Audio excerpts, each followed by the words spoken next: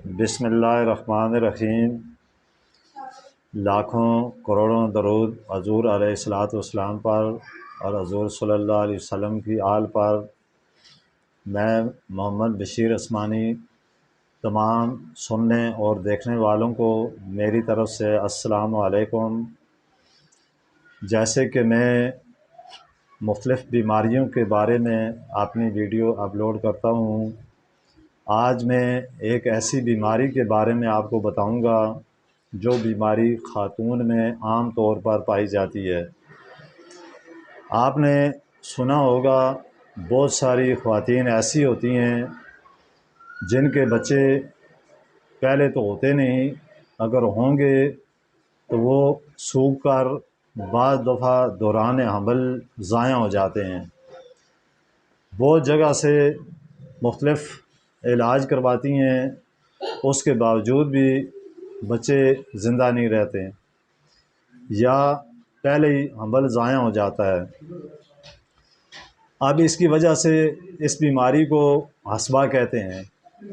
حصبہ جو ہے یہ طب کا لفظ ہے، عرف عام کو اس بیماری کو پچھاوا بھی کہا جاتا ہے۔ پچھاوے میں اور اس بیماری میں اتنا فرق ہے، پچھاوا وہ ہوتا ہے جو کوئی آدمی کسی پہ جڑی وغیرہ کر دے یا اور کسی وجہ سے پچھاوا ہو جاتا ہے، اس کی وجہ سے بھی بچے ضائع ہو جاتے ہیں یا بچے ہوتے نہیں۔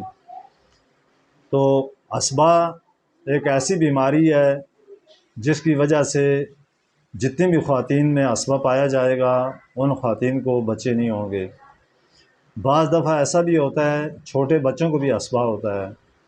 جب جو چھوٹے بچے ہوتے ہیں جب ان کو حصبہ ہوگا وہ بچے کمزور ہوں گے، ان کو ہر وقت پیچس وغیرہ لگے رہتے ہیں، ان کی آپ کھانے پینے میں ضد رہتے ہیں، چڑچڑے ہوتے ہیں، تو وہ بچوں کا حصبہ ہوتا ہے۔ اس وجہ سے بچہ ہمیشہ بیمار بھی رہتا ہے اور کمزور بھی بہت زیادہ ہوتا ہے۔ اس کا تو الگ دوائی ہے۔ یہ جو میرے سامنے ایک دوائی پڑی ہوئی ہے یہ خواتین کے لیے ہے جو بڑی خواتین شادی شدہ ہو جاتی ہیں اور اس کے بعد ان کے جو بچے نہیں ہوتے یا بچے ضائع ہو جاتے ہیں، تو اس کے علاج میں آپ کو بتاؤں گا کہ اس کا علاج کیا ہے۔ بہت ساری خواتین مختلف کوڑے وغیرہ چیزیں استعمال کرتی ہیں، پھر اس کے ٹیکے وغیرہ بھی لگتے ہیں، لیکن بعض حصبے ایسے ہوتے ہیں جو ٹیکوں سے بھی ختم نہیں ہوتے۔ بے شمار جگہ سے وہ خواتین ٹیکے وغیرہ لگواتی ہیں، اس کے باوجود بھی ان کے بچے ضائع ہو جاتے ہیں۔ اس کی تھوڑا سا میں آپ کو پس منظر میں لے کے جاؤں گا۔ یہ حصبہ ہوتا کس وجہ سے ہے؟ جس خاتون کو ابتدا میں لکوریا ہو، اور لکوریا ایک ایسی بیماری ہے جس کا میڈیکل میں کوئی علاج نہیں ہے۔ لکوریا والی خواتین جسمانی طور پر انتہائی کمزور ہو جاتی ہے، اس کے چہرے پہ دھاریاں پڑ جاتی ہیں، اور اس کی وجہ سے پھر یہ ہوتا ہے کہ جب اس بیماری کو بہت عرصہ گزر جاتا ہے تو اس سے عورتوں کی ماہوار بیماری جو ہوتی ہے وہ بگڑ جاتی ہے۔ اب جو ماہینہ بیماری بگڑتی ہے اس کا بھی میڈیکل میں کوئی علاج نہیں ہے۔ بے شک آپ جتنی مرضی ہے دوائیاں استعمال کریں، جتنا مرضی ہے علاج کروائیں، لیکن وہ بیماری بھی مہینے والی جو عورتوں کی بیماری ہوتی ہے وہ بھی ٹھیک نہیں ہوتی، اور اسی کی وجہ سے پھر حصبہ ہو جاتا ہے۔ یہ جو حصبہ ہوتا ہے یہ کسی دوائی سے نہیں ختم ہوتا، لوگ ٹیکے وغیرہ لگواتے رہتے ہیں، اس سے نہیں ختم ہوتا، اور مختلف کوڑے وغیرہ بھی استعمال کرتی ہیں، کوئی شادر و نادر ٹھیک ہو جائے تو ہو جائے، لیکن وہ بھی نہیں ٹھیک ہوتی۔ تو یہ جو میرے سامنے جو دوائی پڑی ہوئی ہے اس کا میں آپ کو بتاؤں گا کہ یہ دوائی کس چیز سے میں نے تیار کی ہے اور اس دوائی کا طریقہ استعمال کیا ہے۔ اب یہ دیکھیں اس دوائی میں 3 چیزیں ملائی جاتی ہیں، ایک سبز ریڑھ، دوسرا چاچ کنی اور تیسرا کوڑا ہے۔ یہ آپ کسی بھی پنساری کے پاس جائیں، ان تینوں چیزوں کا نام بتائیں تو وہ بآسانی آپ کو پنساری کی دکان سے مل جائیں گی۔ وہ جب چیزیں آپ کو مل جائیں آپ ان کو گھر میں لے کے آئیں، ان کو کسی لنگری میں کوٹ کے اس کا سفوف بنا لیں۔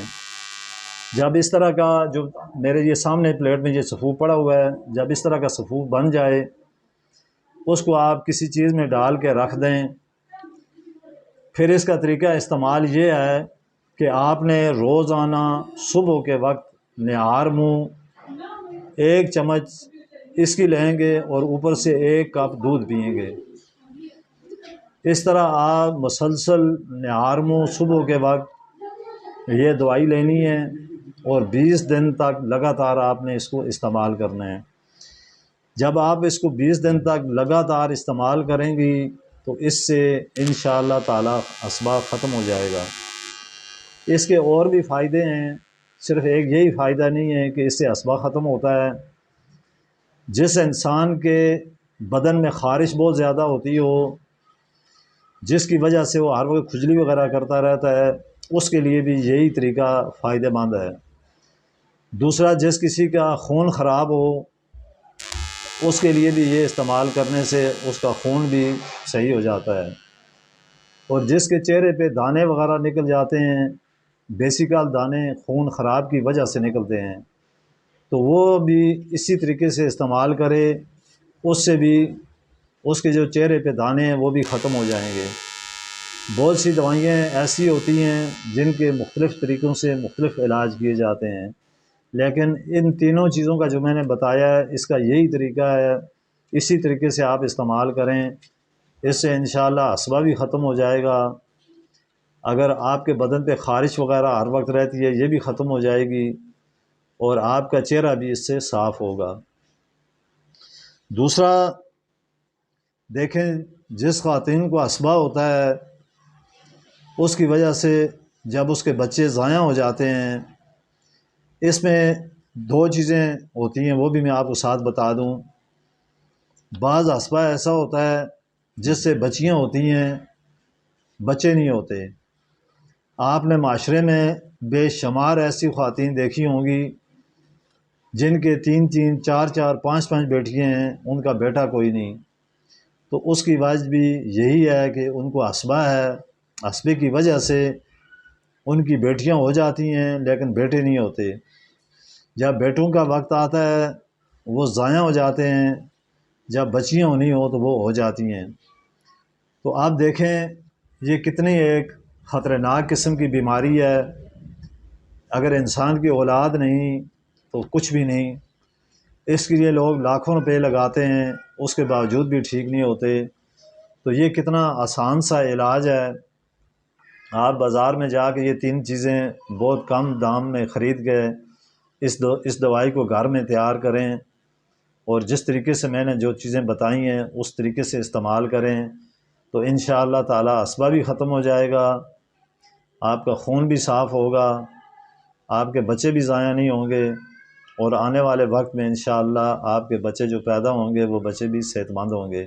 اچھا، ایک اس میں یہ بھی ہوتا ہے اگر خدا نخواستہ بچہ ہو بھی جائے تو وہ بچہ انتہائی کمزور ہوتا ہے۔ بعض دفعہ ایسا بھی ہوتا ہے بعض بچے پیدا ہونے کے بعد بھی کچھ عرصے کے بعد فوت ہو جاتے ہیں۔ اس کی مین چیز یہی اسبہ ہے، اسی کی وجہ سے ہوتا ہے۔ تو اس طریقے سے آپ اس دوائی کو استعمال کریں اور آپ کے جو چاہنے والے ہوں جن کے ساتھ اس طرح کا مسئلہ ہو ان کو بھی آپ یہ طریقہ بتائیں کہ اس طریقے سے آپ علاج کریں تو انشاءاللہ تعالی اس بیماری سے آپ کو چھٹکارا ضرور اللہ پاک عطا فرمائیں گے۔ تو میرا یہ جو یوٹیوب چینل ہے اس کو آپ دیکھیں، اس کو فالو کریں، کمنٹس بھیجیں تاکہ میری بھی حوصلہ افزائی ہو، آپ کو بھی میں آنے والے وقت میں ایسی بیماریوں کے بارے میں علاج بتاتا رہوں گا تو آپ انشاءاللہ تعالی ان طریقوں سے علاج کر کے اپنے آپ کو ان بیماریوں سے محفوظ رکھ سکیں گے۔ تو اسی کے ساتھ میں آپ سے اجازت چاہتا ہوں، میری طرف سے ایک دفعہ پھر تمام دیکھنے اور سننے والوں کو السلام علیکم ورحمۃ اللہ وبرکاتہ۔